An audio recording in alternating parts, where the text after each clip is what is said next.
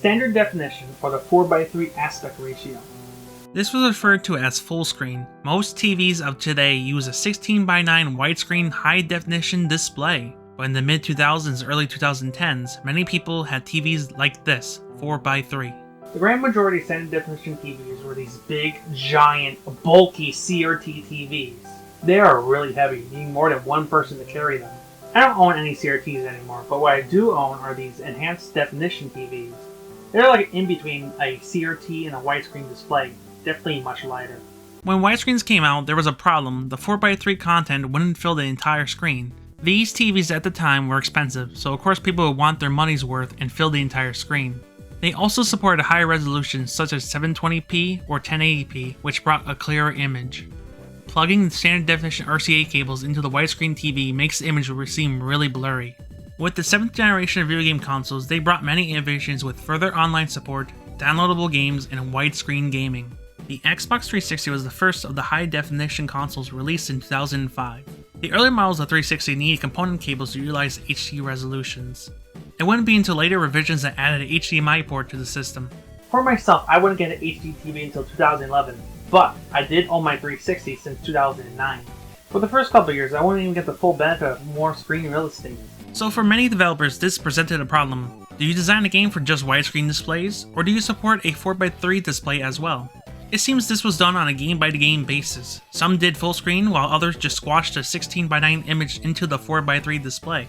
I grabbed a little, I would say, a sample size 360 game to see how they would handle this problem. I got launch title, even a late release for the 360, and even Xbox Live Arcade games. Let's turn on our 360, hope it doesn't red ring, and let's see how life was in 2005.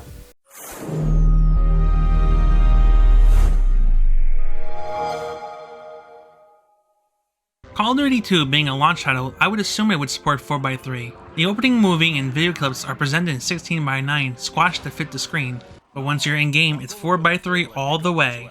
This shouldn't be that surprising since Call of Duty 2 is a PC game, and on PC they support all kinds of aspect ratios and resolutions, even at that time. It's fascinating seeing how Call of Duty was before it became the juggernaut it is today. This part of the game is notable because it's the first time the mainline games were playable on a video game console. Before that, COD was a PC exclusive series, having special console versions made for the prior console generation. Bejeweled 2 was one of the first Xbox Live Arcade titles to be released. PopCat games were the kings of casual PC games at the time, so it's no surprise that this supports 4:3 as well. I've always enjoyed Bejeweled. It's such a relaxing puzzle game with some smooth music.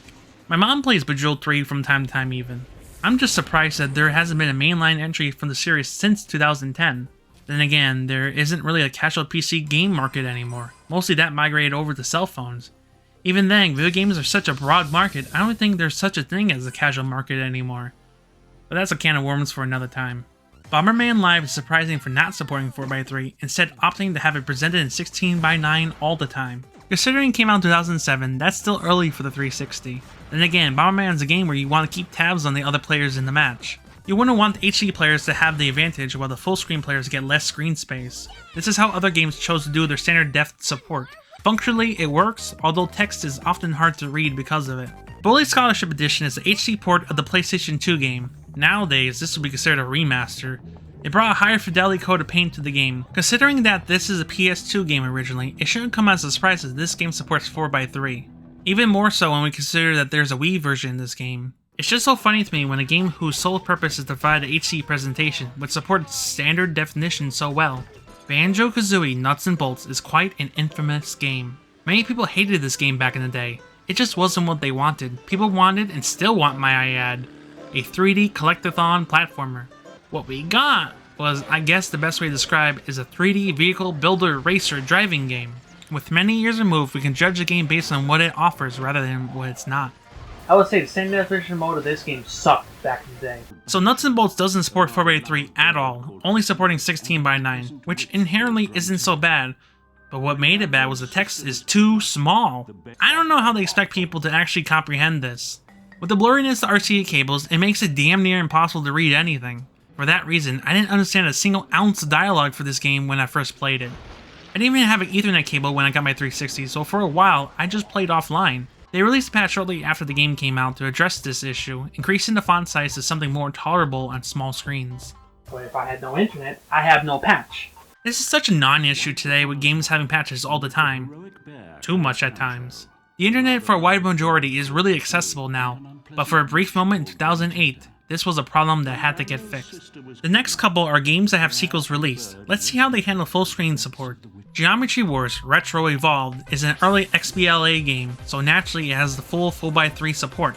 Something I didn't know is that Geometry Wars started life as a minigame in Project Gotham Racing 2 for the original Xbox. I've always known it from the downloadable game. It would later have Nintendo versions released for the DS and Wii, and then having a sequel in 360 3 years later. Geometry Wars 2 would forego 4x3 support in favor of exclusive widescreen display mode. This is commonly what happens. Like, Sonic Unleashed had 4x3 support, which is funny looking back because I think Unleashed as a showcase for HD visuals. But here it is, running standard definition just perfectly fine. This is one of the first games I got for my 360. I never owned Xbox before, only Sony and Nintendo consoles. So when the QuickTime events happened, I had to keep looking at the controller to see where the buttons were. By the time Sonic Generations came out in 2011, it got rid of 4x3 support. Generations is actually the very first game I played in widescreen HD. Myself, like many others, started to adopt these widescreens by this time as prices had come down a lot. The Halo games are a curious case. Halo 3 supported 4x3. That one is not surprising considering it came out in 2007. When Bungie finished making Halo games after Halo Reach, the very first project of the newly created 343 Industries was Halo Combat Evolved Anniversary. The remaster was based off the Gearbox PC port from 2003. So it's so surprising that this game does not support full screen at all. I'm not really sure why, as this had to be a conscious decision to have it displayed in widescreen. It makes sense with the remade Anniversary graphics, but doesn't when it's in classic mode. You could pop in the original Xbox disc and play just fine, so I'm not sure. However, the multiplayer portion of Anniversary is basically DLC for Halo Reach. So it's funny that multiplayer and firefights support 4x3 in its entirety, but single player does not. What's even more strange is a year later 343 made Halo 4, which supports 4x3. I didn't expect it to support it, but here it is running 4x3. I bet many people didn't know about that, I sure didn't. The WWE games on 360 started with SmackDown vs. Raw 2007. It was the very first time the SmackDown series wasn't just on PlayStation. The gameplay is in 4x3, while movie clips are just presented in 16:9. There are exactly 10 years of releases on the 360, the final game being 2K17. By that point, it was just a low-effort version, using the same engine from 2K14 with just different wrestlers. So when I popped in 2K17, it was shocking to see it running in full screen.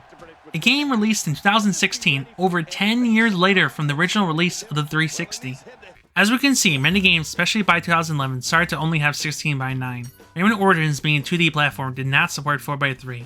Marvel vs. Capcom 3 and its updated release Ultimate Marvel vs. Capcom 3 does not support 4x3. Portal 2 does support 4x3. I think that one's less a purposeful decision and more like it uses a source engine, the same engine that Half-Life 2 used in 2004. This is not a problem we deal with anymore. We just gotta worry about 4K support and higher refresh rates. The jump from 1080p to 4K is not as drastic as the jump from standard to high definition. I just want to go back in the past a little bit to remember how I used to play the 360 back in the day. While I was doing this, there's actually no list of games that support only 4x3 or 16:9 on 360, or even like the PS3 or Wii. Maybe one day someone could gather all the information and make like a list about all these games. While I'd rather play my 360 games in HD these days, I still love the simplicity of taking these RCA cables and just plugging them in the TV, and they're just working.